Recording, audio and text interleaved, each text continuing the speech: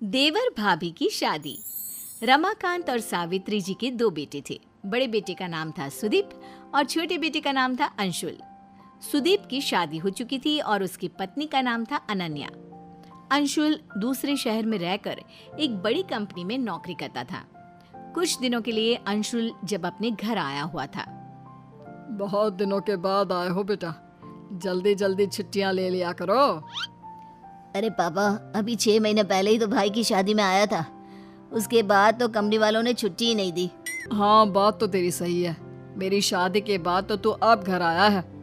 लेकिन भाई, आपकी शादी को भी तो सिर्फ 6 महीने ही हुए हैं। लगता है अब तुम्हारी भी शादी जल्दी करनी पड़ेगी। तुम भी तो सुदीप से सिर्फ 1 साल छोटे हो।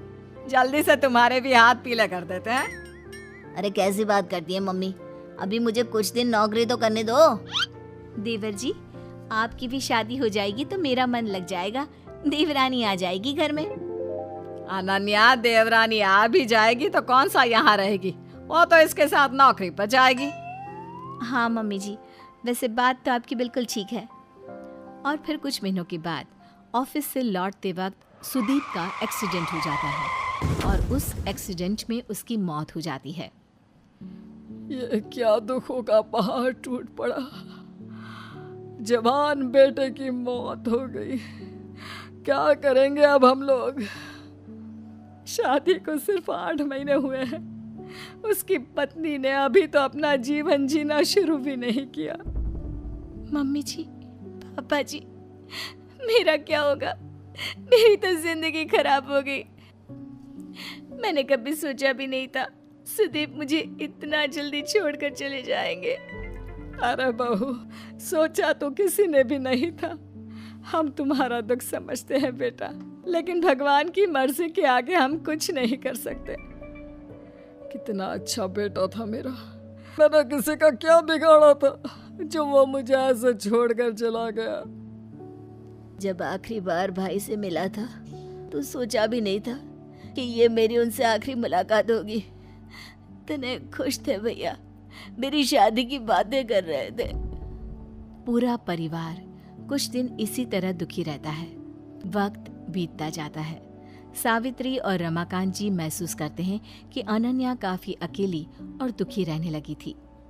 सावित्री, हमारी बहू की अभी उम्र ही क्या है, सिर्फ 25 साल, और उसके चेहरे की उदासी देखो। उसे इस तरह देखकर मुझे बिल्कुल अच्छा नहीं लगता। आप ठीक कहते हैं, अनन्या बहुत रोती है और उसका अकेलापन मुझसे भी नहीं देखा जाता। एक बात कहूं सावित्री, क्या हमें अपनी बहू की दूसरी शादी करवा देनी चाहिए? अरे लेकिन समाज वाले क्या कहेंगे कि हम अपनी विधवा बहू की शादी करवा रहे हैं। अरे लेकिन उसकी उम्र तो देखो, सिर्फ 25 साल की है। पूरी जिंदगी कैसे कटेगी सावित्री, कैसे रहेगी वो? मैं सब समझती हूँ जी, लेकिन पहले हमें खुद अनन्या से बात करनी होगी कि वो इस बात के लिए तैयार है या नहीं। उसके बाद ही हम कुछ कर सकते हैं। मुझे तो लगता है कि हमें अंशुल से भी इस बारे में बातचीत करनी चाहिए। उसका क्या ख्याल है, जरा पता तो करें। सावित्री और रमाकांत अंशुल को अपने पास बुलाते हैं। अंशुल बेटा, तुम तो जानते हो सुदीप के जाने के बाद अनन्या की कैसी हालत हो गई है। तुम्हारा इस बारे में क्या ख्याल है? पापा, मुझे लगता है हमें भाभी की दूसरी शादी करवा देनी चाहिए। जब अंशुल भी कह रहा है तो ठीक है, हम अनन्या की शादी करवा देते हैं। वो खुश रहेगी तो हमें भी अच्छा लगेगा। रमाकांत और सावित्री अनन्या के लिए लड़का ढूंढते हैं, लेकिन अनन्या के विधवा होने की वजह से कभी उन्हें बहुत ज्यादा उम्र का लड़का मिलता तो कभी कोई अच्छा लड़का मिलता ही नहीं। इस बात से रमाकांत और सावित्री अच्छे खासे परेशान हो जाते हैं। मम्मी जी, पापा जी, आप मेरे लिए बेकार में ही परेशान हो रहे हैं। मैं बिना किसी शिकायत के अपनी पूरी जिंदगी ऐसे ही निकाल लूंगी, कोई परेशानी नहीं होगी। नहीं बेटा, हम तुम्हें इतना दुखी नहीं देख सकते। हमारा बेटा तो चला गया और अब तुम्हारी पूरी जिंदगी ऐसे ही खराब हो गई तो हम अपने आप को माफ नहीं कर पाएंगे। देखो अनन्या, तुम कहने को हमारी बहू हो, लेकिन इस घर की सदस्य हो और इस नाते तुम्हारी खुशियों का ख्याल रखना हमारी जिम्मेदारी है। मम्मी जी, पापा जी, आप मेरे लिए इतना सोचते हैं ये कम है क्या? और सच बताऊं, मैं पूरी जिंदगी आप लोगों के पास ही रहना चाहती हूँ। वैसे भी आप जानते हैं मेरे माँ बाप इस दुनिया में है नहीं, मैं कहाँ जाऊंगी। बेटा इसीलिए तो हम तुम्हारी दूसरी शादी करवाना चाहते थे। हम चाहते थे कि तुम्हारा घर बस जाए और तुम अपने जीवन साथी के साथ खुश रहो। लेकिन आपने देखा ना पापा जी, कितनी कोशिश भी की मेरी शादी करवाने की। एक बार विधवा हो जाने के बाद कोई भी अच्छा लड़का एक लड़की को अपनाने के लिए तैयार नहीं होता। हम तुम्हारे लिए लड़का ढूंढने की कोशिश करते रहेंगे बेटा, कोई ना कोई मिल ही जाएगा। नहीं पापा जी, बहुत मुश्किल है, इतना आसान नहीं होता। आप हमारे समाज को जानते हैं, एक लड़की के विधवा हो जाने पर उससे दोबारा शादी करने को कोई तैयार नहीं होता। मैं जानती हूँ लोग मेरे बारे में क्या बात करते हैं। रिश्तेदार, अड़ोस पड़ोस के लोगों को बात करते हुए सुना है मैंने। सब कहते हैं कि 1 साल के अंदर ही मैं अपने पति को खा गई। मेरे आते ही आपके बेटे और मेरे पति की मौत हो गई। नहीं नहीं भाभी, ऐसा नहीं कहते। भैया की मौत में आपका कोई हाथ नहीं, ये तो सब भगवान की मर्जी है। अरे वो पति थे आपके, भला आप उनके साथ कुछ भी गलत कैसे कर सकती हैं?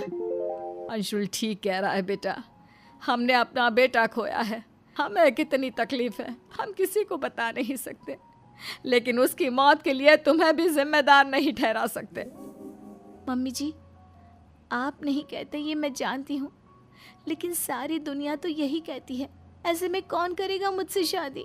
कोई नहीं करेगा मम्मी जी, सारी दुनिया मुझे मनहूस समझती है। मैं करूँगा आपसे शादी, मैं आपको हमेशा इसी घर में रखूँगा। आप इस घर में रहना चाहती है ना, मम्मी पापा के साथ, हमारे साथ? ठीक है, मैं आपसे शादी करूँगा भाभी। अरे ये तुम क्या कह रहे हो अंशुल, तुम अपने बड़े भाई की विधवा के साथ शादी करोगे? बेटा तुमने ये फैसला सोच समझ कर तो लिया है ना? अरे कैसी बात कर रहे हैं आप, अपने बेटे को रोकने की बजाय उससे पूछ रहे हैं कि फैसला सोच समझ कर लिया है।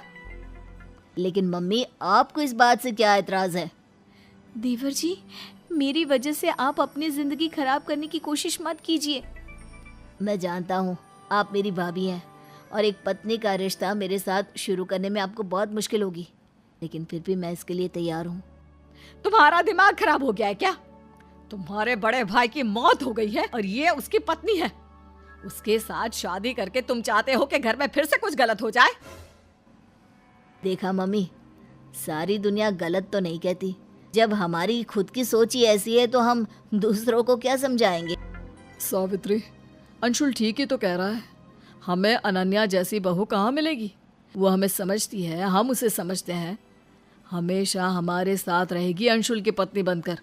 मम्मी जी, आप परेशान मत हो, मैं ऐसा कोई काम नहीं करूंगी जिसकी वजह से आपको दुख हो। नहीं नहीं बेटा, मुझे माफ कर दो, मैंने ही कुछ गलत बोल दिया।